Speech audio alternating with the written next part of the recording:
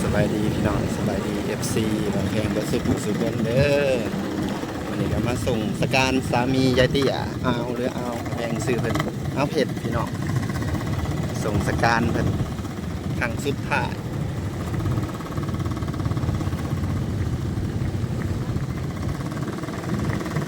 เหลือพี่น้องเขาบาซ่าวัดน้ำมงพุ่นแหละ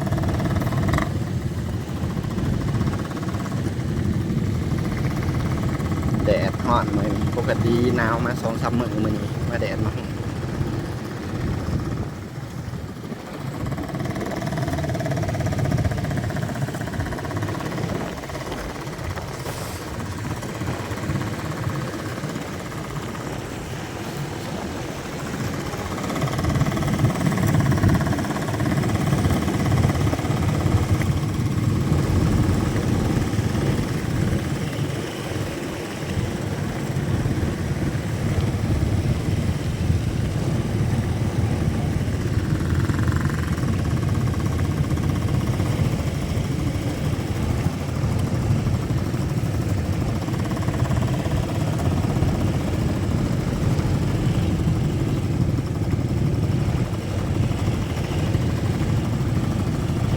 อยู่อาลงอยู่บาซ่าพี่น้องเนี่ยไปอยู่ใกล้ภรรยาเพิ่นพุ่นแหละเนาะภรรยาเพิ่นก็ฮักกับเสียได้3 เดือนครับพี่น้องนับเลยรวมแล้ว3 เดือน2 เดือน3 เดือนนี่แหละต้องมากับสามี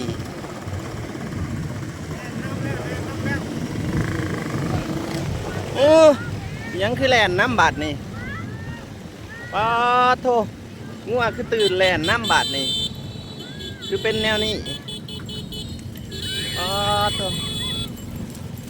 งัวแลนมาใส่แซวๆพี่น้อง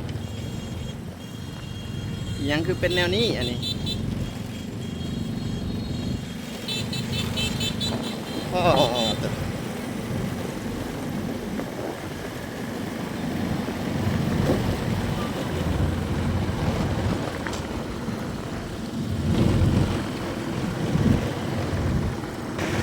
งัวแลนงัวแลนสนั่นเลยตกใจป่ะพี่น้อง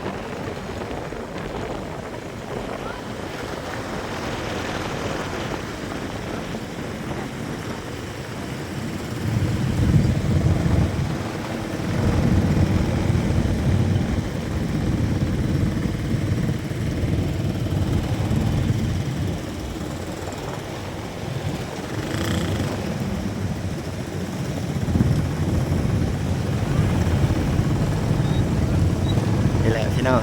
เกิดแก่เจ็บตายเป็นเรื่องธรรมดา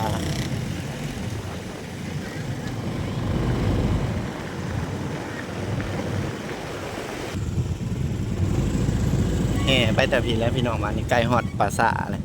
ก็สิแห่ลงแห่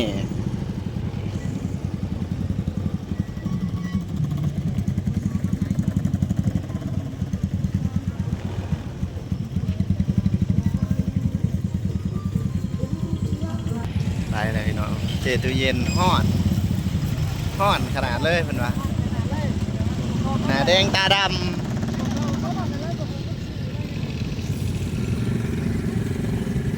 ไปพี่น้องมาส่งเป็นครั้งสุดท้ายตอนนี้ฮอดปราสาทแล้วพี่น้อง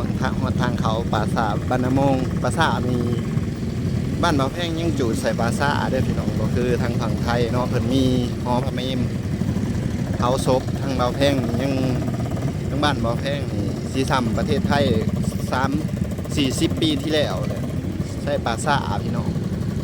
ปราสาทนี่ปราสาทรวม2 บ้านบ้านศรีสว่างกับบ้านน้ำมง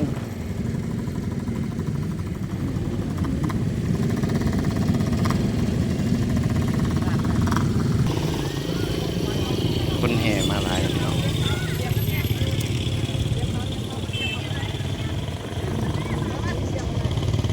ยังบ่เบิด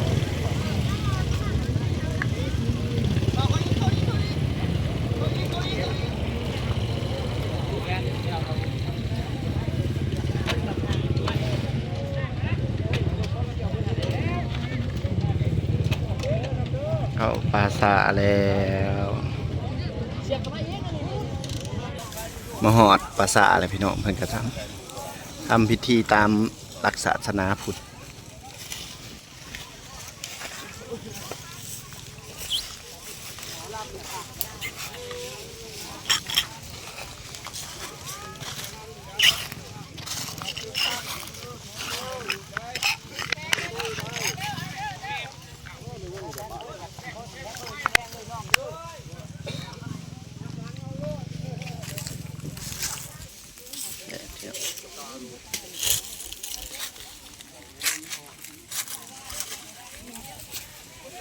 เนี่ยลูกสาวเพิ่นหอนพี่น้องเอ้ยอันนั้นก็มีแต่ลูกแต่หลานพี่น้องมีแต่หลานเพิ่นบวชขาวบวชชีจั่วหน่อยก็มีแต่ลูกแต่หลาน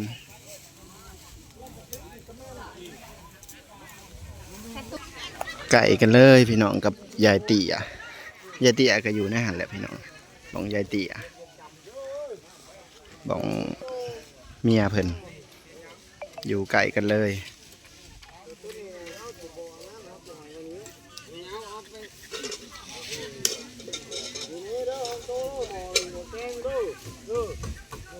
ไก่กันเลยผัวกับเมียให้อยู่นำกันเลยพี่น้อง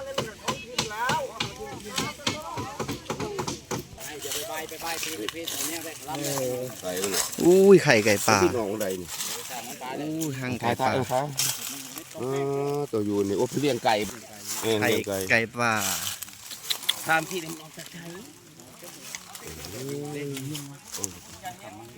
อันนี้คือไข่ไก่ป่าพี่น้อง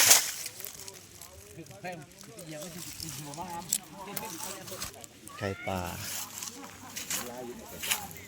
เป็นซิปไก่ป่า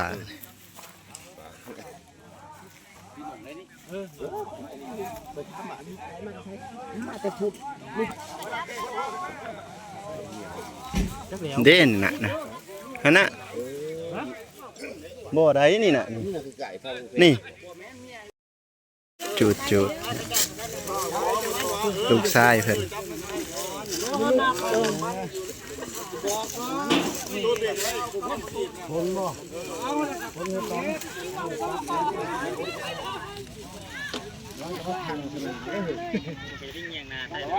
ระวังลวดมันสอดเด้อเด้อมันมีไพ่นะหาลวดนะพี่น้อง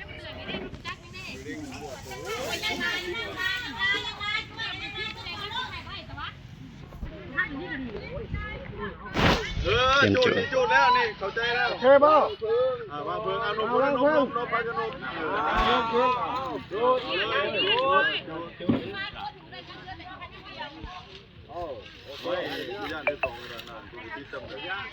รับนะมันจะมันออกชี้ๆไปนะชี้ๆบ่ได้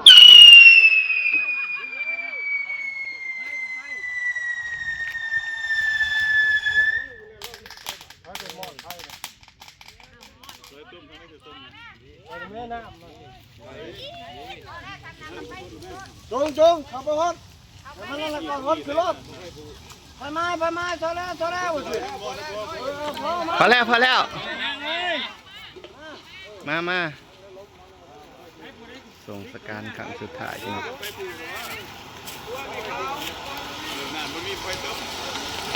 เอาบานนะแม่กันเรื่อง